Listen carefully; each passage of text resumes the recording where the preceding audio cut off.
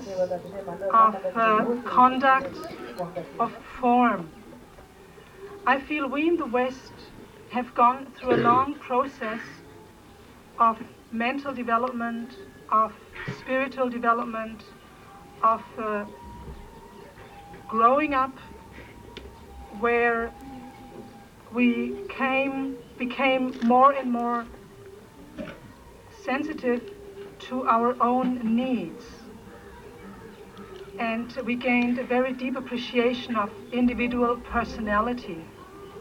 And I don't mean it, I think it's not subtle enough to say this is all ego, we have to abolish that. I don't feel that is right. I feel there is ego involved in it, and we have to get rid of that greed, hatred, and ignorance, grasping at a solidly existing self or I, all that is fine. But there is something else which I would describe as the first steps of intuition, the first steps of being able to listen to our inner wisdom, of understanding what we need to do. And I feel very strongly, I felt it from the first day when I met Buddhism 10 years ago, that I have to be careful not to put something over me, not to adopt some kind of set structure, but really to start a dialogue. With my background as a Western person, and I always felt I'm a Western person, I never wanted to live all my life in Nepal or India. I always felt I'm learning and I'm going back to my country, and I'd like to help implement the wisdom I found here in the West, in my culture, which I know. And I feel this dialogue needs a lot of courage because we don't have any role models in it. We have our beautiful lamas who have so much understanding and appreciation for our need to explore. And I heard my own teacher, Lama Yeshe, very often say, this is I love with you Western students. You always question things. If I tell you something and you ask why, and if I then say because the Buddha said so, because Lama Tsongkhapa said so, you say, and what? You require, you request an explanation. You want to know how it works. And Lama Yeshe was very fond of this attitude of the Westerners of always wanting, how does it work? How does it work in my mind? And not just accept you have to do puja, you have to do this meditation, you do that meditation, you do prostrations, you do mandala offerings, you do this and that. We want to know, how does it work? How does it transform my mind? And I find, I mean, I can only talk about my tradition. The Tibetan Lamas have been very, very supportive in that respect and gave us an incredible freedom to explore ourselves, how we can use the teachings in our context.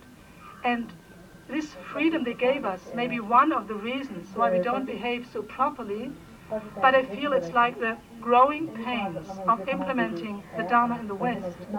And I mean, I really request your patience and your understanding that this is not being impolite or not cherishing what we get. It's not that we don't evaluate the precious gifts we get of Dharma, but that we have to find our own way of making it meaningful for us. I mean, if we follow a set of rules without really understanding how it works, what it makes with our mind, how it helps us to grow and transform, it's not effective. And that's what Lama Yeshe always stressed. If you don't understand how it works, the transformation is not so deep. And any practice based on mere faith is useful. It helps you to create less negative karma. But the transformation is much deeper if your faith is based on reasoning, on understanding. And that is why His Holiness stresses teachings a lot. And all our teachers stress teachings a lot, that we understand. But not just teachings in terms of knowing all the sutras, knowing them by heart, being able to quote them, but really understand how it works. And in this process, some of the cultural needs of Japan, China, Tibet may be abolished. For instance, Asian people love to memorize. They love to recite. I feel Western people have much more need of silent contemplative meditations and concentrated meditations. This is an experience we have all amongst our Western Sangha when discussing about a schedule at a monastery. The traditional thing would be do a puja in the morning, 1 hour recitation, do a puja in the evening, 1 hour recitation, and it just doesn't feel right. If I have to chant a puja 1 hour in the morning, I don't feel clear and open and sensitive for the day. I just feel full.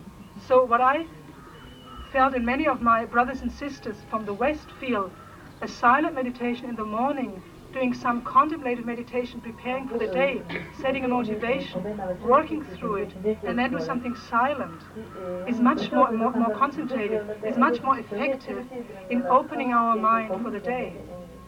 And when we have trouble sometimes with lots of recitations, it's not disrespect. It's just seeing that our mind needs something else. And again, I request our Asian sisters and brothers to have patience with that and give us the space to explore what works with our mind. It's perfect if it works for you to recite. Beautiful, no trouble. And those of us who like to recite, may they do it. But it's not for everybody. And another thing I encountered in our tradition of Tibetan Gelugpas, study is emphasized a lot. And the traditional way of doing is 6 hours a day, teaching for a month, for 2 months, for 3 months, for 4 months, and we get constipation. Somehow we cannot digest that. So we have, again, it's not saying we don't want to have teachings, but somehow we need more a change between teachings and digestion periods.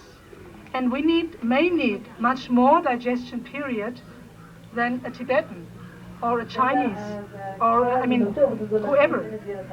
So again, in that we need space, because I feel we are trained so much intellectually, and we are so much trained in grasping concepts without digesting them through our school system.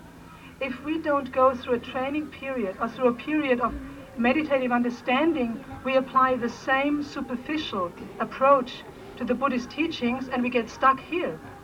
And I know, Germany is famous for scholarly Buddhism. And a lot of people, I feel they have it just stuck here. And they can quote everything, but it hasn't come here. And it doesn't radiate from the heart. And it doesn't feel transformed. It hasn't transformed their being. And so I feel we have to experiment in that field too, very much, to find the right balance between study, more analytical contemplation, digesting, understanding the teachings, and more concentrated meditations. And I wind up soon. So these are the 2 points I wanted to stress, because they came up a lot here: teaching, study, and conduct. The last one is to be a Buddhist in the West. And we already know that very much of the very practical, pragmatic, very psychological methods of Buddhism fit very well to the problems we have in the West.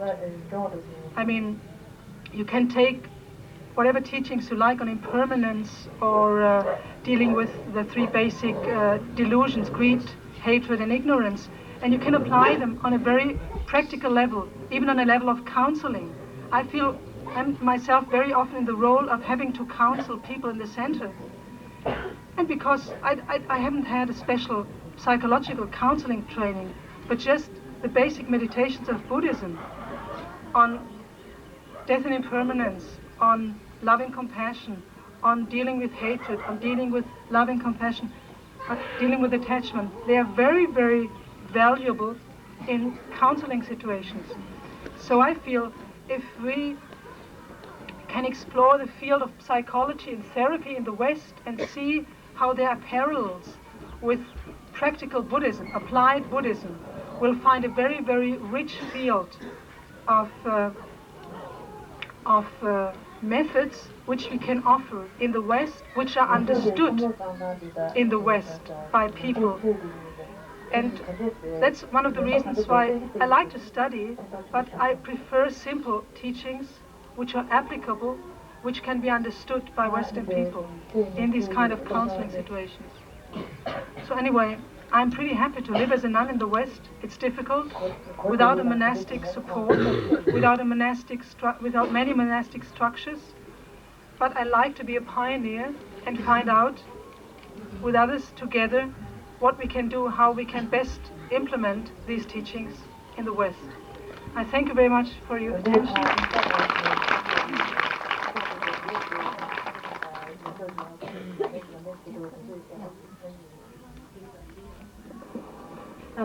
Of the International Buddhist Conference under the auspices of the International Buddhist Brotherhood Association, Indo-San Nipponji Japanese Temple Bodh Gaya present a set of the proceedings of the IBC for the Library of the International Nuns Association and 50 volumes of the 6th Proceedings of 1980 for the delegates of the first conference held here in Bodh Gaya. He offers his respects and regards, Dr. Toku. Thank you very much.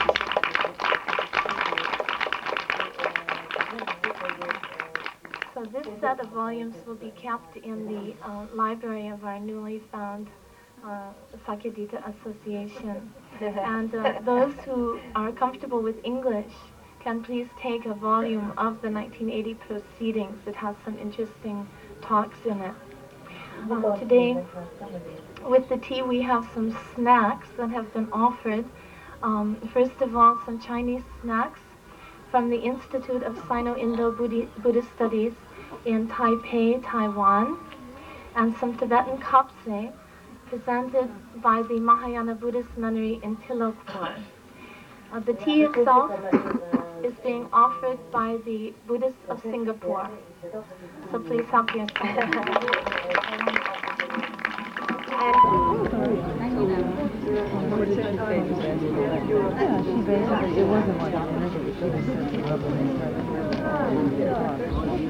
The program is meditation all day long. The month is divided into weeks. The first week of which is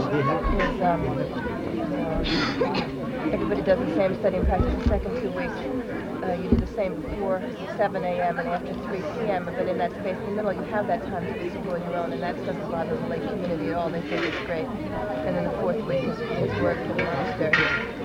And then the whole schedule is built based on people's needs and working on that anyway.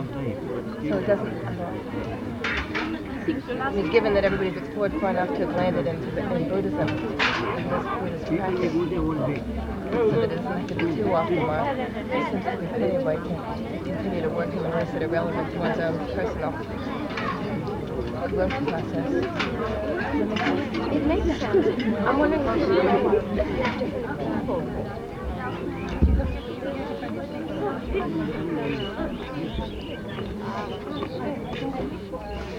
Well, I understand that.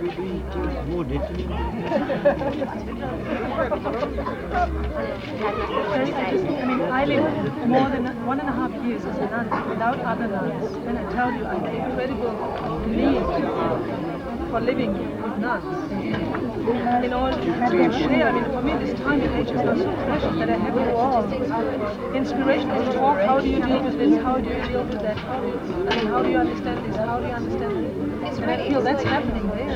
Like if you are, I'm not a nurse, but I was thinking very seriously about it last year. If I'm going to become a Buddhist nun, then I want to come in a bare robe. then like whoever was said none of our Five and three. So 5 and 3. 2 and 2 is going to it being not even doesn't matter. So long as you won't take that balance as any The point was more living together in a nunnery. And I you feel were saying if you want to continue exploring, maybe at the moment you don't need to build a new you should explore and decide if you actually want to create and then according to the traditional style.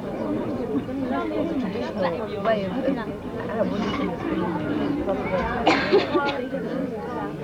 Whether you want to leave it on to what you're saying.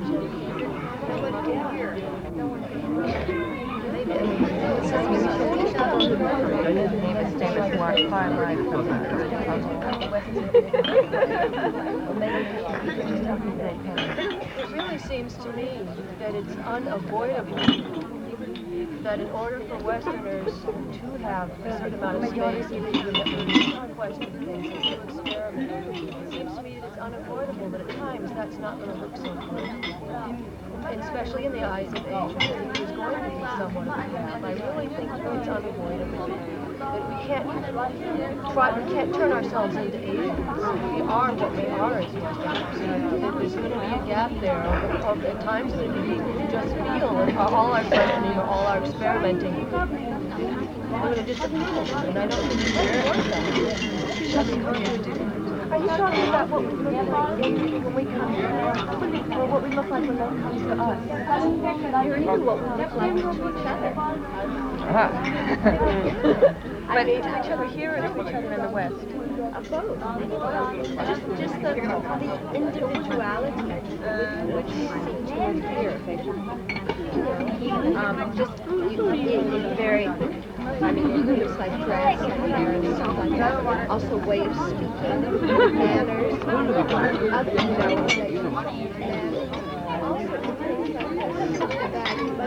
people are very confused and they don't know what to do. They've also never had a training at the beginning on how, what the proper performance is, or at least how our Chinese and Japanese and Korean sisters behave and interact, which I think would be invaluable to us. Obviously, we're not going to act like that, but there's some aspects of that that is invaluable. Invaluable, very valuable. very valuable. To behave like that. No, to understand how to behave and how they behave before we take this step on the road, so that we at least know what some expectations are of us and what is valuable for us. There are some obviously things to incorporate in our behavior, and there's some things obviously we're not going to, but there's some balance between us ignoring the wild hysterical Western. That's what we want. That's what we want to do. Or you're starting to have a training program. You've got to know women becoming nuns have tools to offer to Asian women who come from a much more submissive position and tradition to give them the courage to get a little brassier and a little more outward, and so that they're kind of engaged and have some mingling with this tradition. I'm looking at them. I've seen them transform in 3 days. Alexis almost said they never did this before. So it's just amazing. So I think, so that what I want to say to Westerners is that we are not only trying to perfect ourselves to some other model, which indeed is the tradition from which this springs, but that you also feel, when Zim was talking about self-confidence, that you have something to offer. You all do. There's something to offer in your way that is integrated, not just that you need to overcome something, but have something. And it takes, I think, just incredible patience amongst us. I think it's much more difficult for us to live together in a community than for Asians, because we are just more individualistic. I mean, there's no way around it, but it cannot be avoided this problem by saying you should not be so, or you should give up your ego, or you just keep it for yourself. I mean, it doesn't work. So how to do it? It's a big heart. And no, I mean, very little rules. And no, I mean, Then why have a nunnery if you're not going to have I need people. I tell you, I need people to reflect me. I need people who are my mirrors. Do you really mean no rules? No, I mean not a rule. This is the rule, and for the next 3 years we follow these rules. But maybe kind of we have these rules and we try to work with them. If they don't work, maybe we change a little bit, not just every day, but kind of. A lot more freedom to, if I want to go to Bazaar at a certain time tonight, I'll go. Or if I want to, and I won't because it just gets the conduct of the night. This is why I won't take it. You wanted to say something yourself. With the rules. There's something very freeing in the whole question of freedom and boundaries and there's a couple of aspects of that. One, I think scheduling is really important. And part of scheduling is free time. I don't mean that you can schedule all the time, but that everybody knows that they get up at whenever you want to get up, 5 or 4 or 6, and that you practice together a little bit, and that there's a meal time, and that there's study time, or whatever. And that can change from week to week the way we do it, so that would mean the routine we aren't capable of doing it. So you change the routine, but there's some notion of schedule in there that everybody's doing, which you keep coming back to some kind of central thing that you're all doing, which is your reason for being there. You've all made the schedule anyway, so it is in fact. So I can't do it. The thing about not being, not the rule is you're not being able to go out. I mean, I wouldn't go to it. There's a lot of things I don't do now, which I would love to do. When I might do and when I do them. But I know when I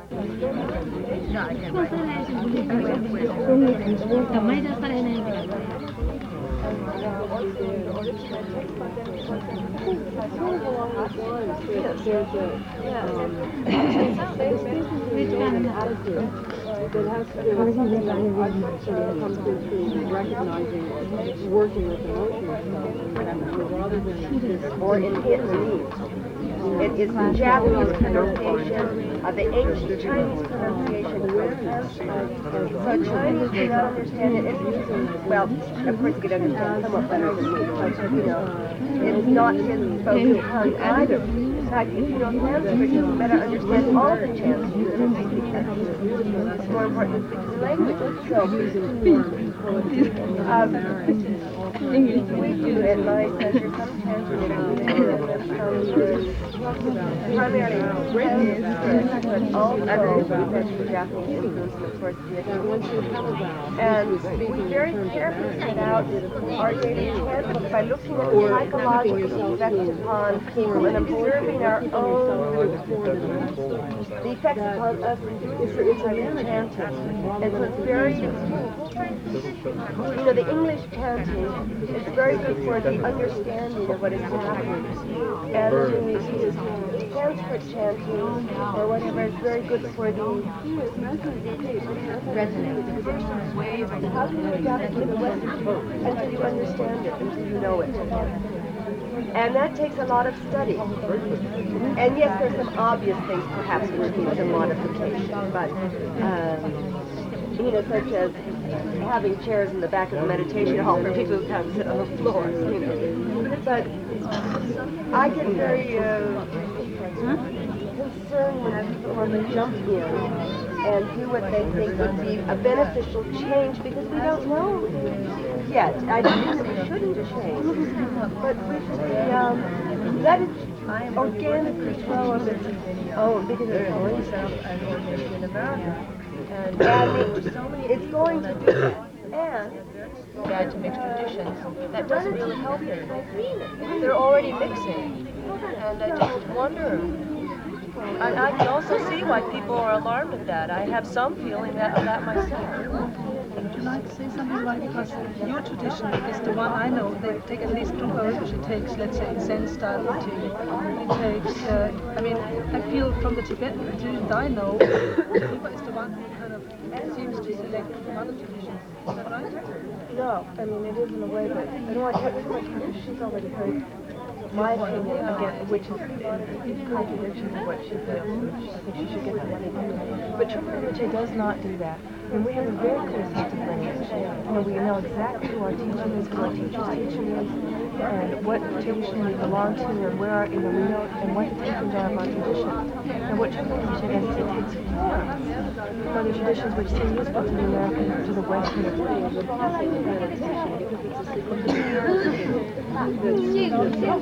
That doesn't mean that you've changed your tradition. No, I think this is just semantics. I wouldn't use the word practice yet. Okay, yeah, I Practice is the realize. core that our practice is completely fluid in our lineage. Yeah, And right. then we take forms from other traditions. One of which is Oriosis, which we incorporate into our practice.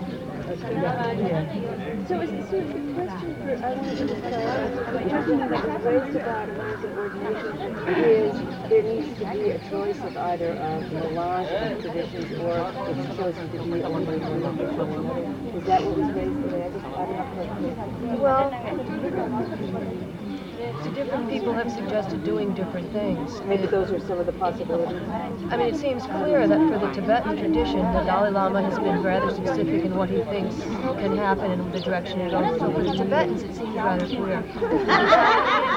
Since there's for the traditions where there's already Bhikkhuni ordination, it seems like there's no problem. It's really when we're talking about Theravada ordination, are we going to bring in monks and nuns from a number of different traditions, or I don't know. It's just.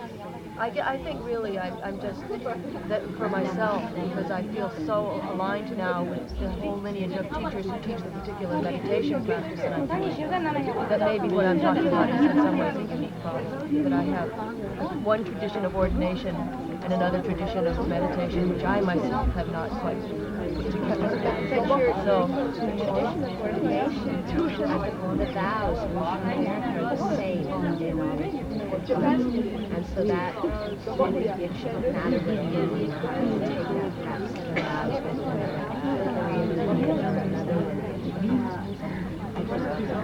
with the thing, at least for me, when I identify my tradition is more what I practice and my teaching. For example, I just went to Taiwan to take pictures lineage, and when I was there, I wore Chinese robes and Chinese. I picked up a little bit of their recitation, which I find very effective. But my practice is even stronger now in my own tradition than it was before I went. And then taking the vows in another country and living there it made me appreciate the other cultures and the other forms that are the essence of Buddhism you take in other cultures, but it strengthened actually my appreciation for what I had already found with my teachers I think the question also has something to do with clear practice, I think, is actually one of the things that the Buddha taught. So why should it have to be a tradition that I've gone to the tradition? It's how I've actually viewed it myself.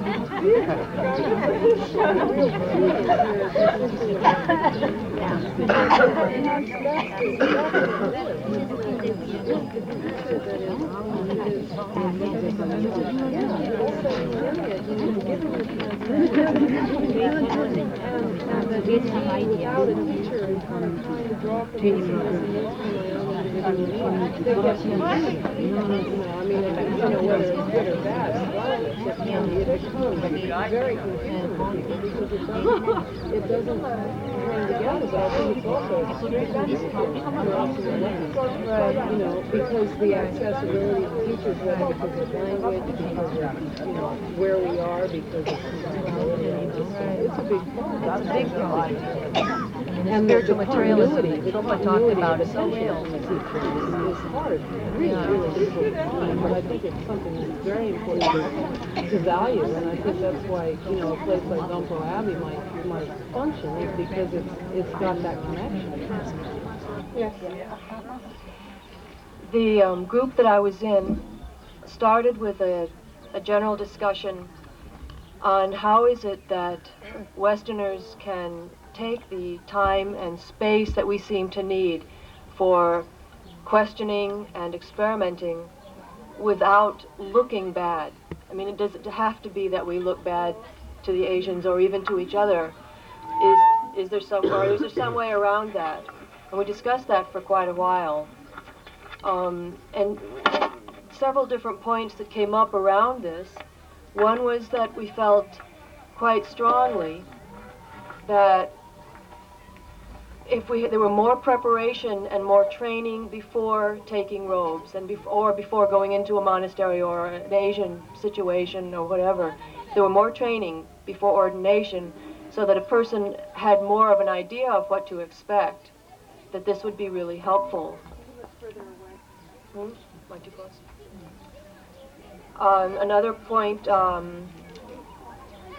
that was made was that it was felt that in some ways the individualism of us Westerners has actually been beneficial to the Easterners, that there may be some sort of growing pains or some pains in the gap between cultures or expectations or whatever, but that we've also had an influence of the Westerners on the Eastern nuns that has been beneficial, that the Easterners feel more free to speak out or whatever. As we talked about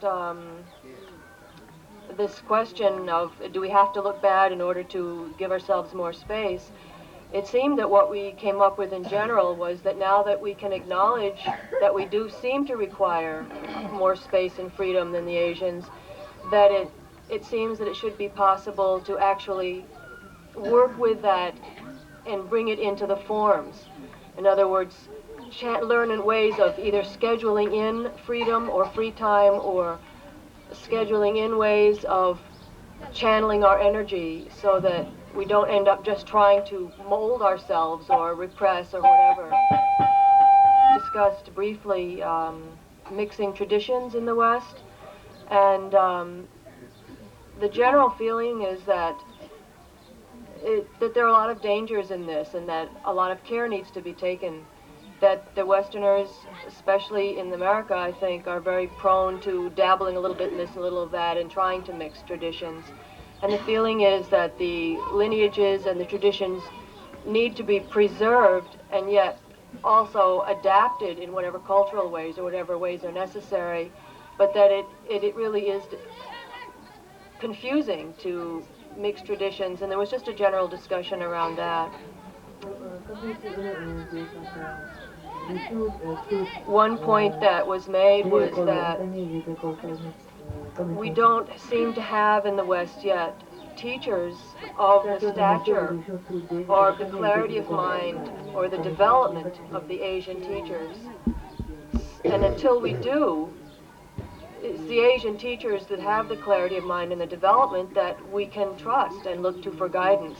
And then when the time comes that there are Westerners of that stature and that clarity of mind, that then they would be the ones to have the wisdom to make changes, or, and it was mentioned that Trungpa Rinpoche, for example, has recommended that, I may get this a little wrong, but my understanding is that he's recommended different things like using the oryoki for eating or bringing in some of the Zen influence in work and things like that, and that this is something that can be trusted because we trust in his clarity of mind, really, and his wisdom. Our discussion ended with a bit of a description on how sloppy we Westerners really can be.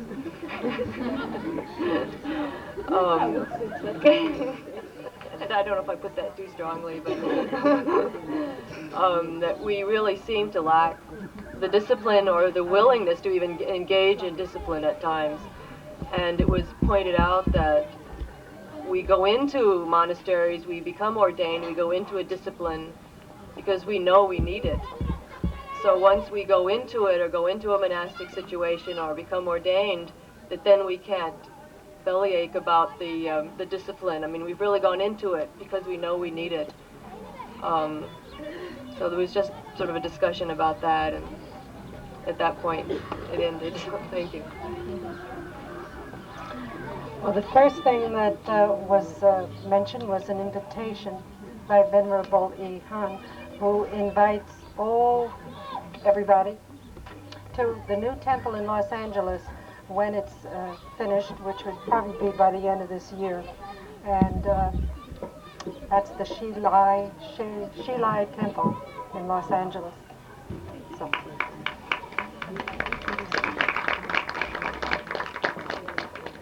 And my group was very active and said lots of things, and I wrote furiously, but I didn't get it all down, but I did the best I could. We talked about teaching English to a lot of the ones that come and open temples. And besides the teaching of English is the training of the Sangha for a few years to be implemented in the West. That is totally necessary, and as was stated before, definitely we need something like that to really be part of what's happening in the West. Going thoroughly into the culture of the tradition, you're studying first, then the pujas and rituals next, so as not to accept part and reject other parts, but to come to the point of being able to accept the whole thing without rejecting parts that are necessary.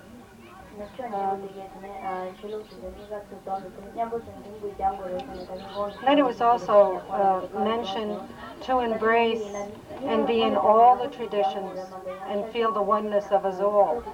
We'll come to understanding in different ways, but this looking at everything kind of gives you a kind of a oneness, which is also part, I think, of every tradition, is to grow together.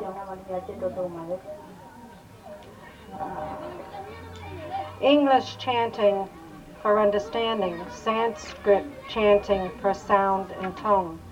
So in a sense, I understood that it was nice to chant in the culture, chant in English for the understanding, and that you weren't really chanting in any of the languages, you were actually chanting in Sanskrit. That would be the thing that's for the tone and the sound. Not to go in and immediately adapt Buddhism to American culture with changes. This cannot be done until Buddhism is completely understood. Also, Westerners are so diverse and individualistic.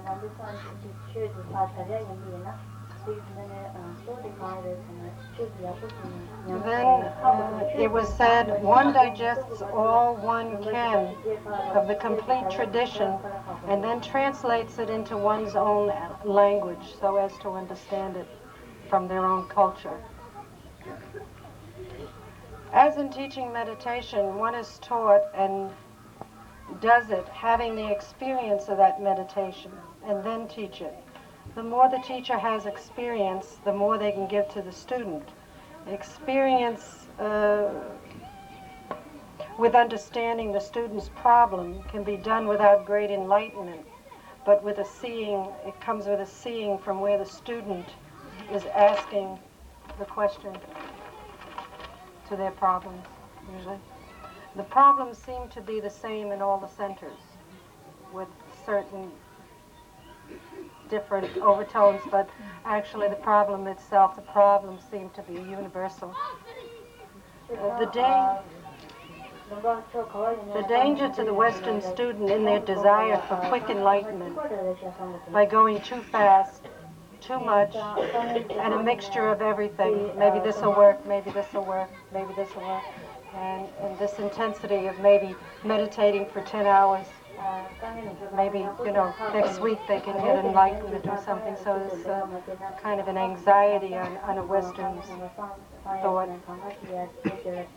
And the attraction of the students to the teaching is because they need it and they have problems.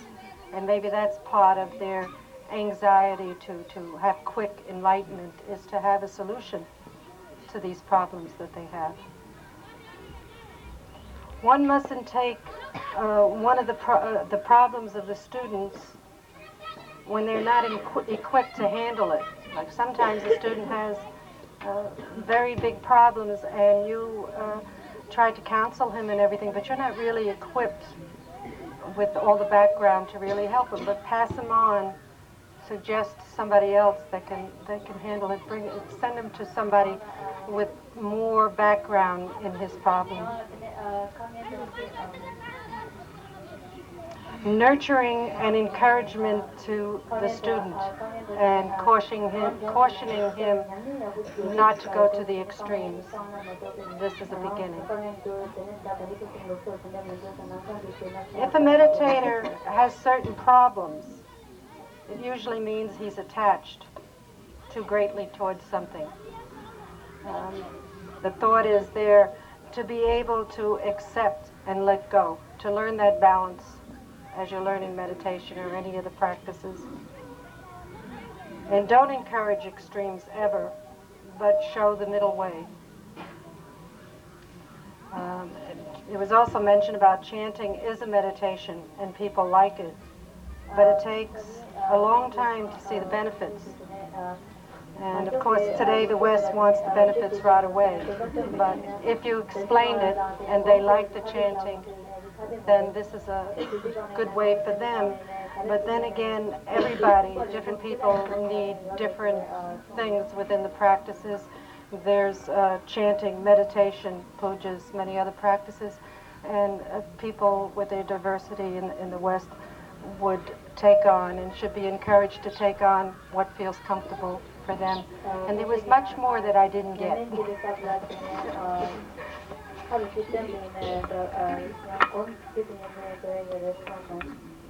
We come from the Tibetan group, and we felt that the topic wasn't quite related to us living as a nun in the West.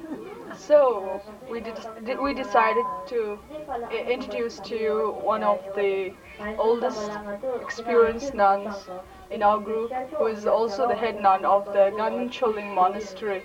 We present to you Venerable Ngaung Chunzuma. She'll give a resume of her life of living as a nun in the East.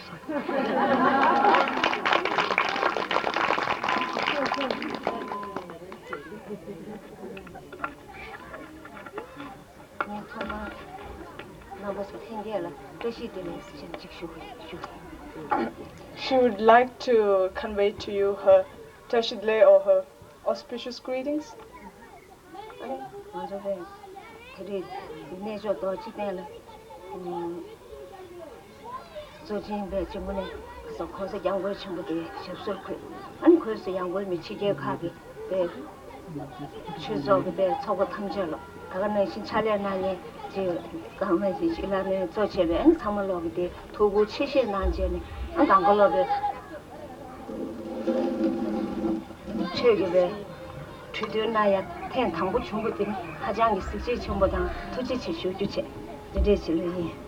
So, for us to be gathered at this auspicious spot of Buddhist enlightenment, the Bodh Gaya, and for the hard works of all the participants and the organizers, and to be, for our organizers to be further magnified or splendid with the presence of the opening of His Holiness, and for all of these, I would like to thank you.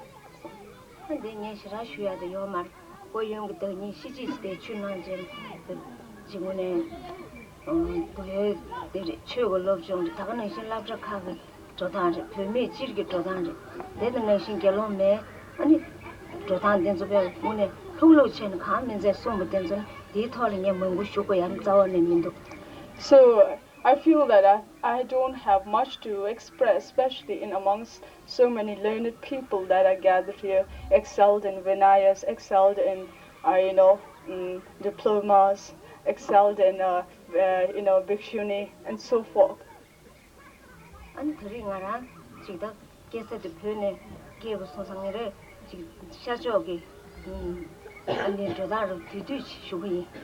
So as a person born in Tibet, I would like to give you a brief account of a nun in the East.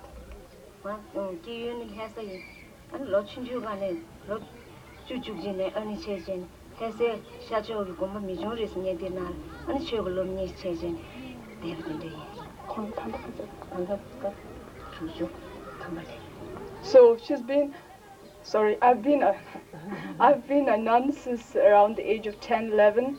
Now I'm around the age of 60s. So, as someone born in Lhasa and also I was admitted or lived at a monastery known as Nechungri in east of Lhasa.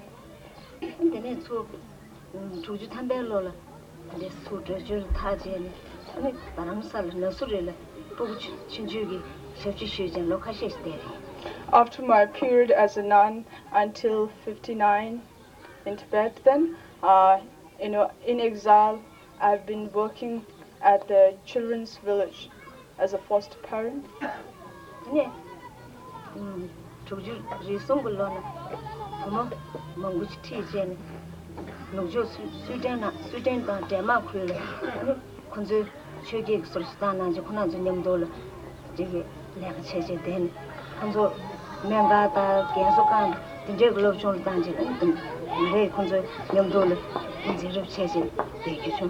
And after working originally with the Tibetan children in exile, then in 1963 I was able to travel to Sweden with a group of Tibetan girls as their foster parent or their sort of like an advisor or some sort of parent abroad.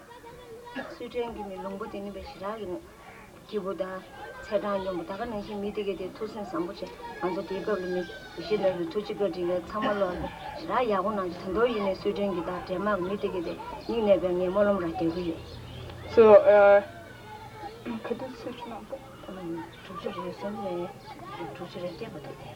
so in 1968 I returned after my period in Sweden and also visited Denmark, and I often reflect on the kindness of the Swedish and the Danish people for the kind support or the help that they gave us during our stay there. And often now, even though I'm away, I often say prayers and contemplate on their kindness.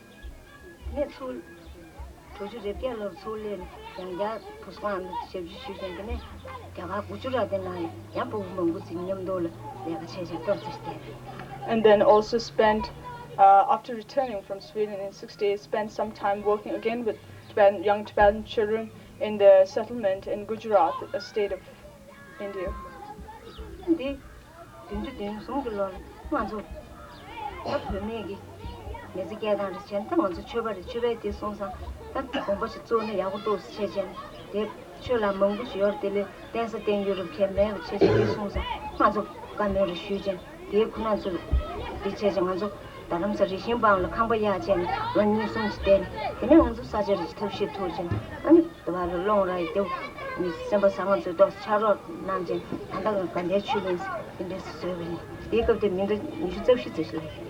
So it was around 1973 that we first, turned our awareness to the situation of ourselves as nuns in exile and our own needs. So it was in 73 that the few nuns that were around, that we got together and got ourselves a place at Rishi Bhawan in Dharamsala, and then I think the group was at that time was about comprised of 24 of us, who then through much efforts and through the kindness of many supporters and donations, so forth, that we managed to create the present day Ganden Chulin.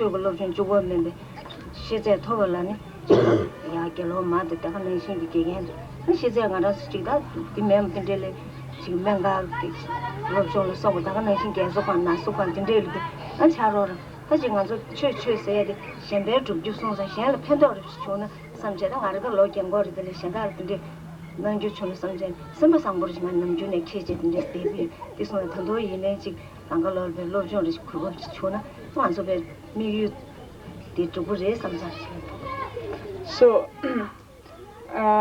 at the present, In the present day nunnery, we are about 85 of us approximately, but a few of us, most of the nuns are very young, and then we are hoping that from the nunnery that we can generate that we can generate some sort of a good foundation in education, and thereby promote some sort of career for the younger nuns, sort of being able to sort of take up forms of services within the society, whether it is in the form of teachers or in the form of working at hospitals and so forth, like this.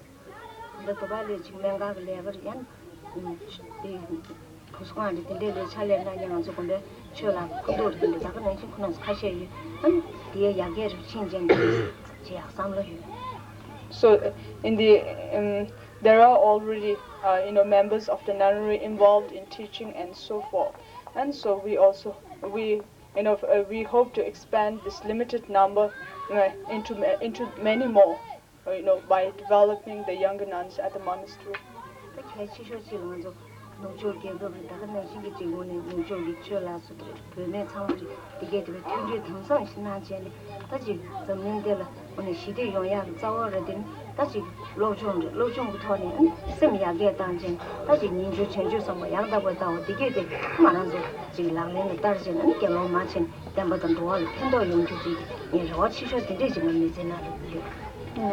And it is my greatest hope that in the unity of us as Buddhist nuns of East and West, that we come together in strength and unity in a way that we can be of great influence in generating or promoting world peace and happiness. This is my greatest hope, and in establishing and in re-establishing the Gelongma or the Bhikshuni lineage.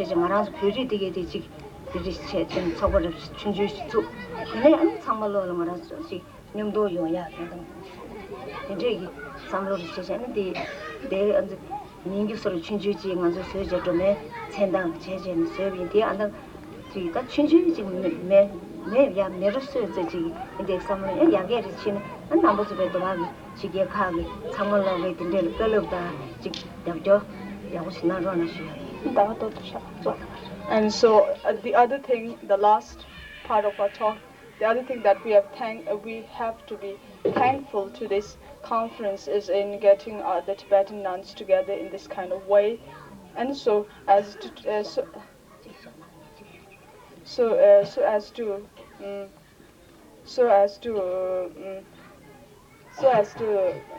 was the result of this then?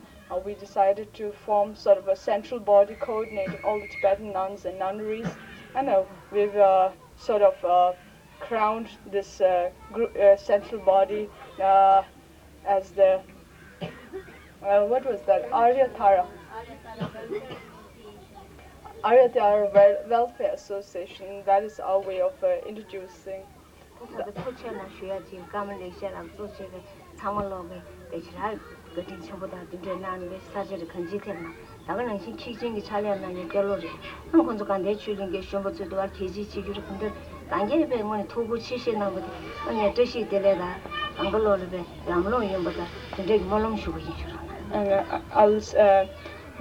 And I would like to contribute my prayers and countless thanks to all the organizers like Kamalekshya Somo, the people working in the kitchen, the people sweeping, cleaning up, and so forth. Thank you.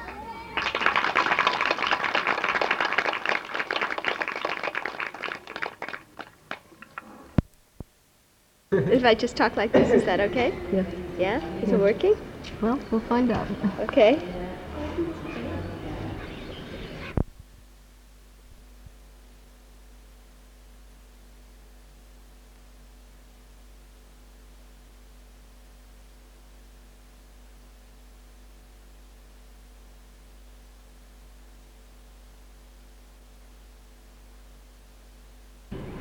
Pema Chodron, thank you very much for coming.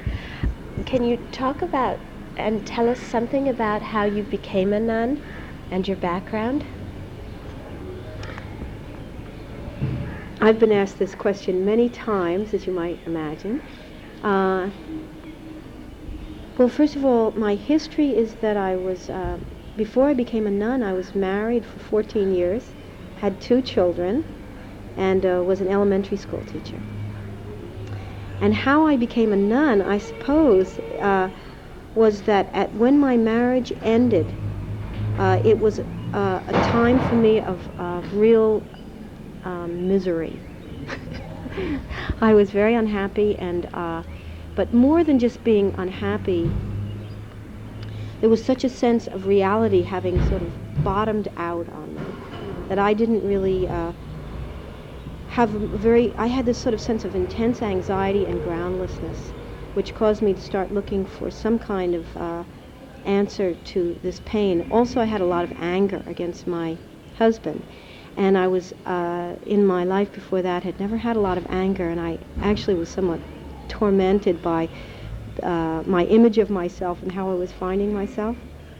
So the first, I spent about 2 years trying different kinds of things, and the first thing that made real clear sense to me was a Tibetan Lama giving a talk. And at the time I didn't even really know it was Buddhism or anything, but it really struck home. So there was this immediate click. I became a Buddhist, and 2 years later, mostly I think because of the fact that I realized that what I wanted to do more than any other thing was to explore my spiritual journey, and that I didn't want to get married again. I didn't feel the need to have any more children. I felt a real sense of completion with my domestic life and all of that, and I was ready for what felt like the next stage of growth. And therefore, when the novice ordination was being offered by His Holiness the Gawa Karmapa in 1974, I just took that ordination, and that was the beginning. And having taken it, I sort of never looked back.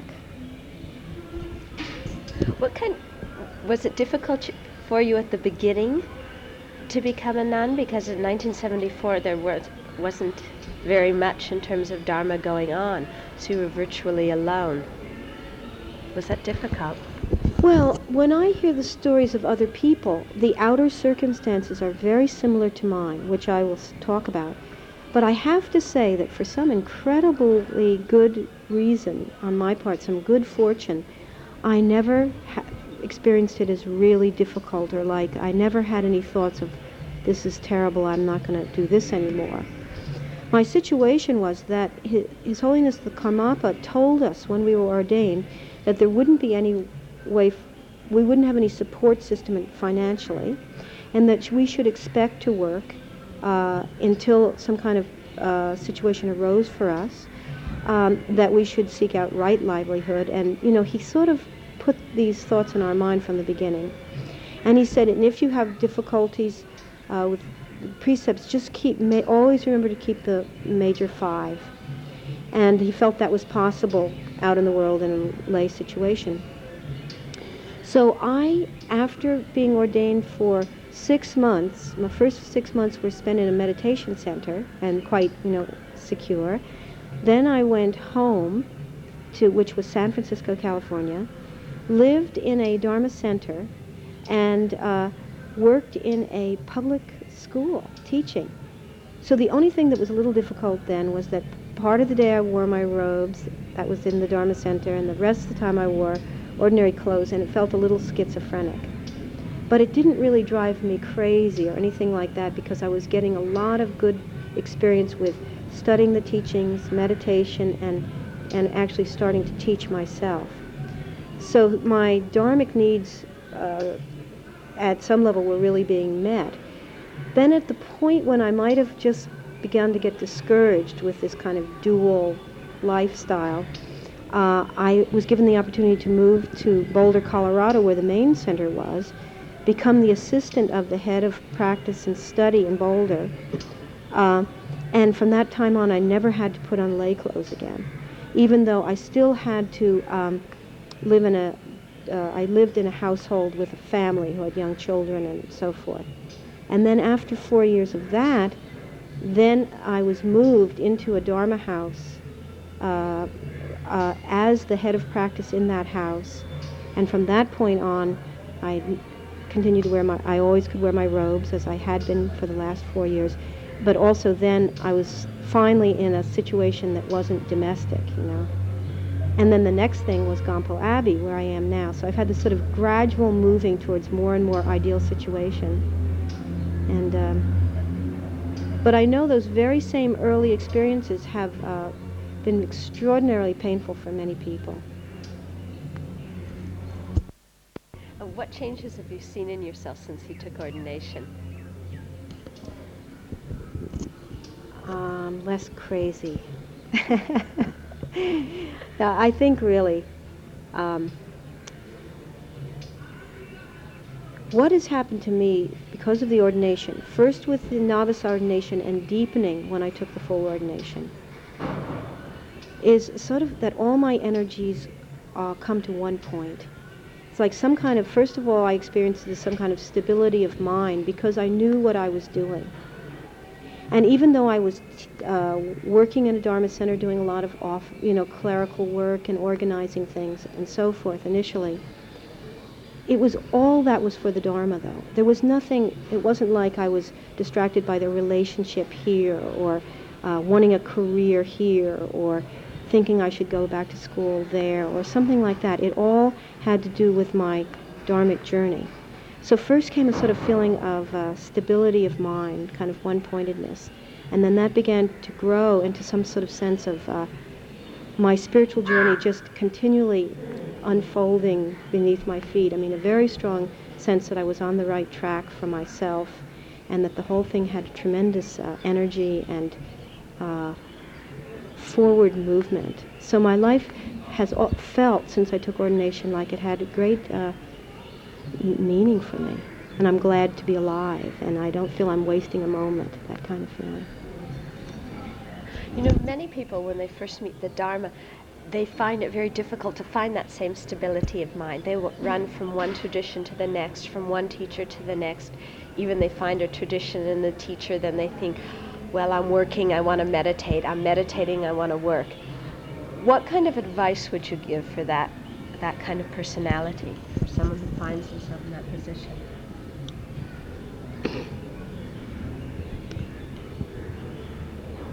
Well, the advice I've often given to people comes from my own experience of, for instance, first I was a mother, and raised a family.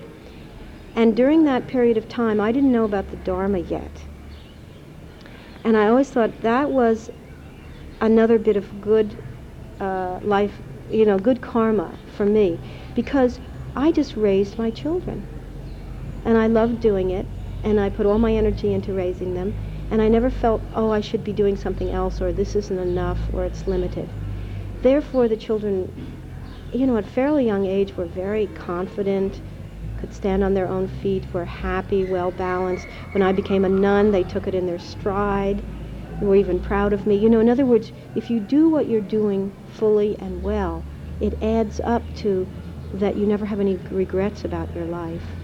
And I have a feeling that people's spiritual journey, you have to follow your heart, because there are things that people need to do to develop stability of mind. For instance, certain things in your life that you do need to work through.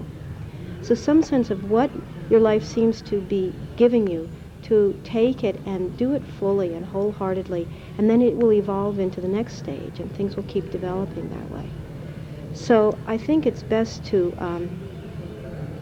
this would have to be an individual thing of talking to a person in their particular situation, but I think I always emphasize that if you do what you're doing and let that be your path, and appreciate what is happening with you and what you're being given to work with, that's much better than kind of cultivating dissatisfaction and the feeling that you're always in the wrong place. One other thing is, I think, feeling that you're in the right place is just a state of mind. Feeling that you're in the wrong place is just a state of mind. And if you cultivate feeling you're in the wrong place, you're never going to find the right place, ever. And what about for women who are thinking to take ordination? What would you suggest to them is really important to check up and to investigate? Well, this is a difficult question because, and definitely many people think they want to become a nun, and this is true for monks as well, for the wrong reasons. I mean, I've seen this again and again, people admitting that, oh, I thought I wanted to become ordained, but I realized it was because I wanted to escape the fact that I felt inadequate in relationships, or I've never felt at home in the world, or I didn't think I could make it, so to speak, in one form or another. Or I thought it would be a haven, and I wouldn't have any more problems.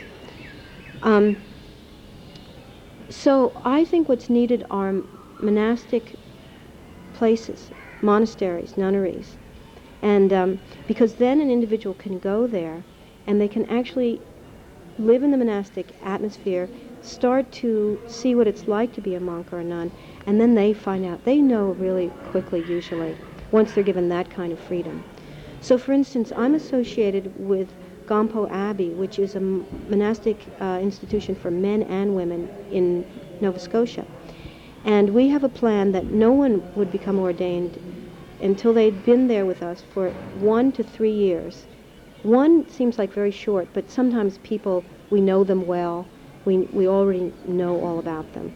And they've had a lot of training in meditation, a lot of study, they're very mature people. 1 year is okay then. But then we have them take, even then, a pre-novice ordination, which in Tibetan Buddhism used to be just for children. It's called Pama Rabjong.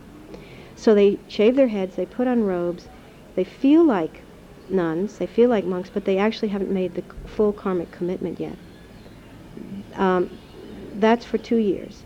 Then, if they're still with us, then they are certainly prepared to take their novice ordination. And then that's how it's at least 2 more years before you would take the full ordination. So in other words, we're trying to slow people down, not to discourage them, but to encourage them, really.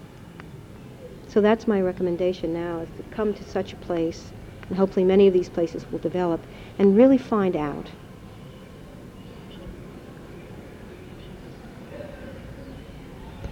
What mean?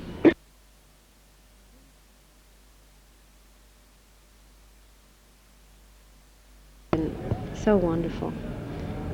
I guess I haven't thought about it enough to digest exactly what the significance is, so this will be somewhat off the top of my head. But first, just to meet all these women from the different places, and to see all the different traditions, and the fact that we have been so harmonious, that there hasn't been any sense of schism, or never once did I see anyone turn their nose up because the other tradition was different, you know. The vegetarians haven't been scornful of the meat eaters, or the people with longer hair haven't been giving the people with shorter hair a hard time, or the fact that some people have to have their arms covered and other people have to have their arms bare, and these endless little, really superficial differences have not been an issue at all, and there's just been this strong feeling of fellowship and genuine Sangha. That to me has been the most important thing. Okay, thank you very, very much.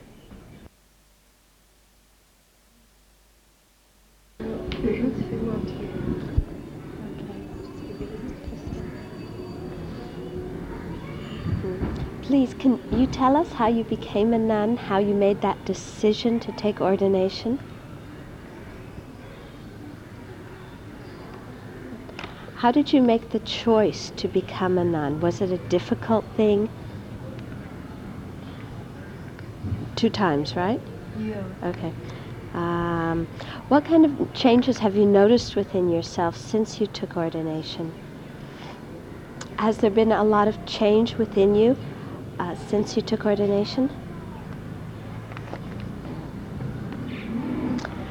You're very active in doing many things for the community. How do you balance that with your own internal practice and making sure you have enough time for your own meditation practice? That one I didn't ask so much. So. Yeah. Also, if you can try, I know it's real hard. What advice can you give to other women who are considering ordination? What things do you think it's important for women to consider before taking ordination? What has this conference meant personally to you? What has the value of the conference been for you?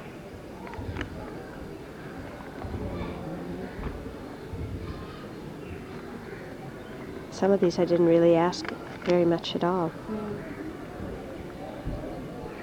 Do you think there's any unique ability that women have for the Dharma practice, or special things that we can give to serve the Dharma? That's the questions on here. Okay, good. When you became a nun, there wasn't a very good setup for nuns to practice. Did you find that time difficult for you? What changes have you seen in yourself since you took ordination? Trying to think other things. Many people find it very difficult to find stability of mind when they begin the practice. Whenever they're doing meditation, they want to be working. When they're working, they want to meditate. When they're living here, they want to live there. What advice would you give for somebody who has that kind of dissatisfaction in their Dharma practice? And then one question from yesterday, I remember I asked her, how do you think it's best to deal with different obstacles that come in the practice, either external obstacles, let's say from political or social realms, or internal ones in terms of emotions?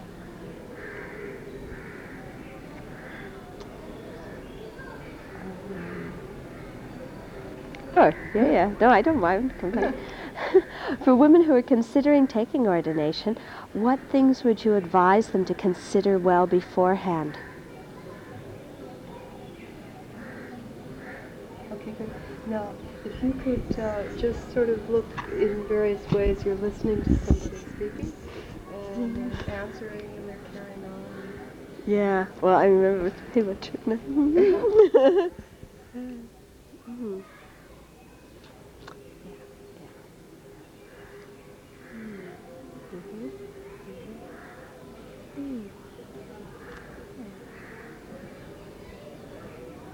More?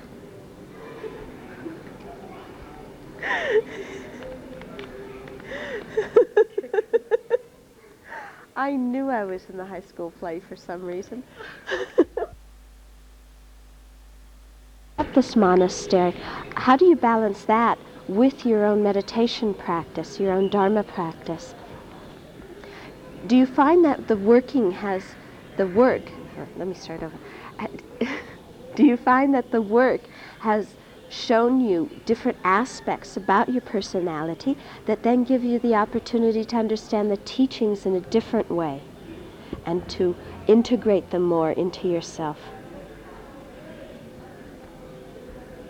What advice would you give to somebody who is dying? What would be best for them to do at the time of death?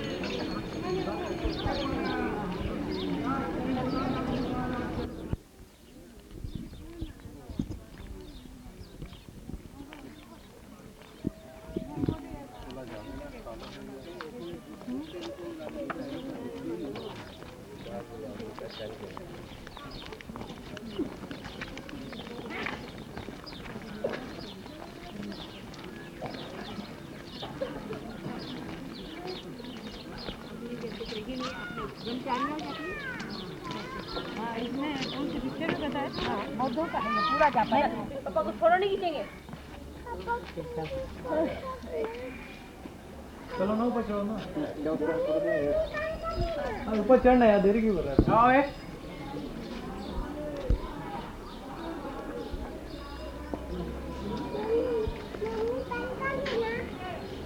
मंदिर है, मंदिर है। It's brought here in 67 and it's brass, made of brass with gold plate. And was done by the family.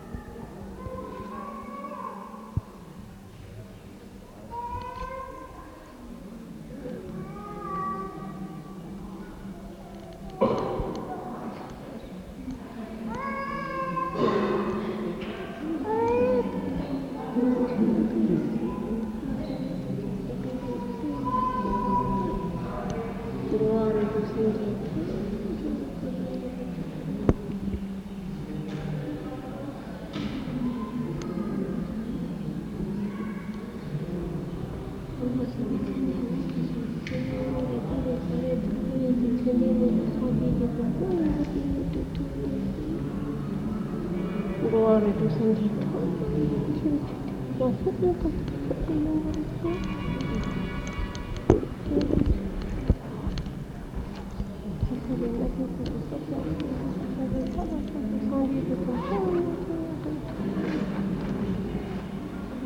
Oh, Sangita, ore kire sare,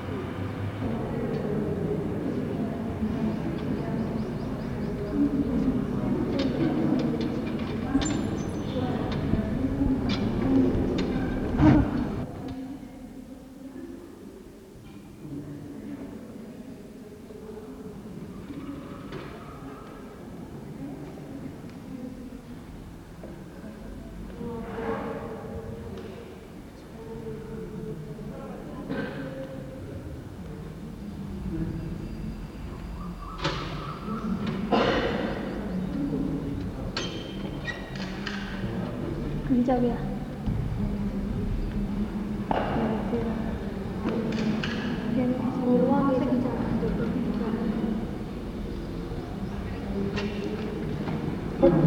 자.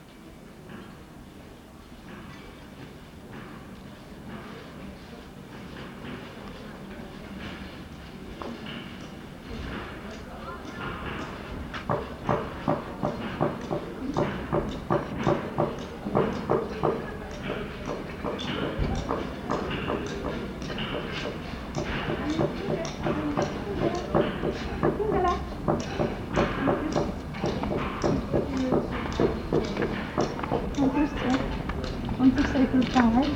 Very time now. Okay, thank you. And I'll see you somewhere. Yes, somewhere sometime. Okay.